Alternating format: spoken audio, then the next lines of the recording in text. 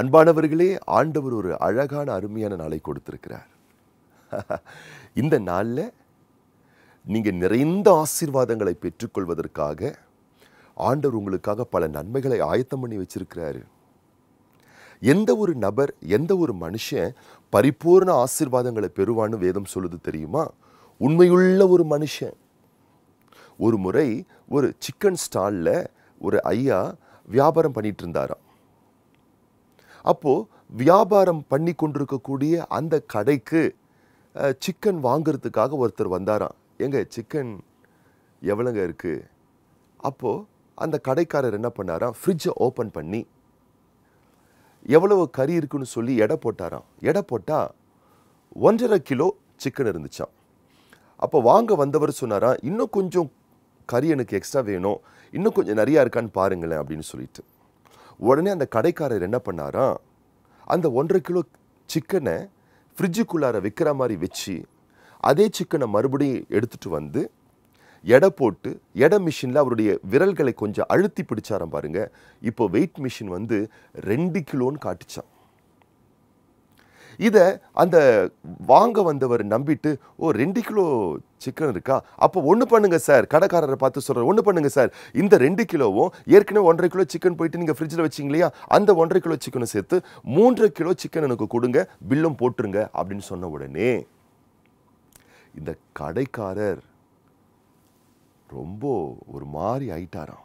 என்ன பண்ணுறதுன்னு சரி தெரியாமல் விழி பிதுங்கி பதறி போய், நாடாது நம்ம இவரை ஏமாத்திட்டோமே, 1.5 கிலோ சிக்கன் எடுத்துகிட்டு வந்துட்டு தான் இவர் 2 கிலோ நம்ம காண்பிச்சு கொடுத்தோம், ஆனால் இவர் வந்து மறுபடியும் அந்த 1.5 கிலோ கேட்குறாரு, இவரை நம்ம ஏமாத்திட்டோமேன்னு சொல்லிட்டு என்ன பண்ணுறதுன்னு தெரியாமல் திகைச்சிக்கிட்டு இருக்கும் பொழுது வாங்க வந்தவர் சொன்னாராம், சார் நீங்கள் ஏமாத்துறதை நான் கவனித்து பார்த்துட்டேன், ஏன் சார் இப்படி பண்ணுறீங்க, உங்கள் பேரை ஏன் சார் நீங்கள் கெடுத்துக்கிறீங்க அப்படின்னு சொல்லி ஒரு தர்ம சங்கடமான இடத்துக்குள்ள அந்த வியாபாரி போயிட்டாராம்.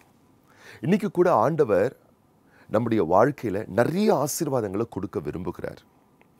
நீதிமொழியில் நாக்கியோன் சொல்லுகிறாரு, அநேக ஐஸ்வர்யத்தின் திரட்சிகளை பார்க்கிலும் நற்கீர்த்தியே தெரிந்து கொள்ளப்படத்தக்கது. நற்கீர்த்தினா குட் நேம், நல்ல பேருங்க. நம்ம உலகத்தில் கூட ஒரு வழக்கு சொல்லுவாங்க பார்த்தீங்களா, ஒரு வழக்கமான ஒரு வார்த்தை, பேரை வாங்கினால் ஊரையே நீ வாங்கலாம் அப்படின்னு சொல்லுவாங்க பாருங்களேன். அப்போ நான் சொல்கிறேன், உங்கள் பேரை ஒரு நாள் கெடுத்துக்கிற ஒரு செயலை நீங்கள் இறங்காதீங்க. உங்கள் பேரை உங்கள் பேரை பாதிக்கக்கூடிய ஒரு காரியத்தை நீங்கள் செய்யாதீங்க. ஏன்னா வேதம் சொல்லுகிறது, உண்மையுள்ள மனுஷன் பரிபூர்ணமான ஆசீர்வாதங்களை பெறுவான். அப்போ நான் சொல்கிறேன், நீங்கள் உண்மையாக இருந்து பாருங்கள். உங்கள் வேலை ஸ்தலத்தில், உங்களுடைய குடும்ப உறுப்பினர்கள் மத்தியில், உங்கள் கணவனுக்கு, உங்கள் மனைவிக்கு, உங்கள் வீட்டிற்கு, ஆண்டவருக்கு முன்னாடி சத்திய வார்த்தையை கீழ்ப்படுகிற விஷயத்தில் எல்லாத்துலேயும் உண்மையாக நீங்கள் இருந்து பாருங்க. நான் சொல்கிறேன், அந்த உண்மையாக வாழ்கிற அந்த வாழ்க்கையில் எதை குறித்து நம்ம பொய் பேசணுன்ற அவசியம் இருக்காது, ஒளிஞ்சு செய்யணுன்ற அவசியம் இருக்காது, மறைச்சி செய்ய வேண்டிய அவசியம் இருக்காது. அது ரொம்ப சந்தோஷமான ஒரு வாழ்க்கைங்க. உண்மையாய் வாழ்கிற ஒரு வாழ்க்கை இருக்குது பார்த்தீங்களா, எதையும் மறைச்சி செய்யணும்னு அவசியம் இல்லை, ஒழிச்சு செய்யணும்னு அவசியம் இல்லை, பதுக்கி செய்யணும்னு அவசியம் இல்லை, பதுங்கி செய்யணும்னு அவசியம் இல்லை. ரொம்ப ஃப்ராங்காக இருக்கலாம், ஜாலியாக இருக்கலாம், ஹாப்பியாக இருக்கலாம், சந்தோஷமாக ஒவ்வொரு காரியத்தை நீங்கள் செய்யலாங்க. ஆகவே உங்கள் வாழ்க்கையில் பிறரை நான் ஏமாற்றுகிறேன் என்று சொல்லி உங்களை நீங்களே ஏமாற்றி வஞ்சித்து கொள்ளாதீர்கள். உண்மையாக இருங்க, கருணையோடு இருங்க, அன்போடு இருங்க, மெய்யாகவே நீங்கள் ஆசீர்வதிக்கப்படுவீர்கள். ஏன்னா ஆண்டவருடைய வார்த்தை சொல்லுகிறது, உண்மையாக இருக்கக்கூடிய மனிதர்களே பரிபூர்ணமான ஆசீர்வாதத்தை பெறுவார்கள். அவங்க லைஃப்பில் ஒரு நன்மையும் குறையப்படாது. ஆகவே இந்த நாள்லையும் உண்மையோடு வாழ்வதற்கு உங்களை அர்ப்பணிங்கள், தத்தம் செய்யுங்கள்.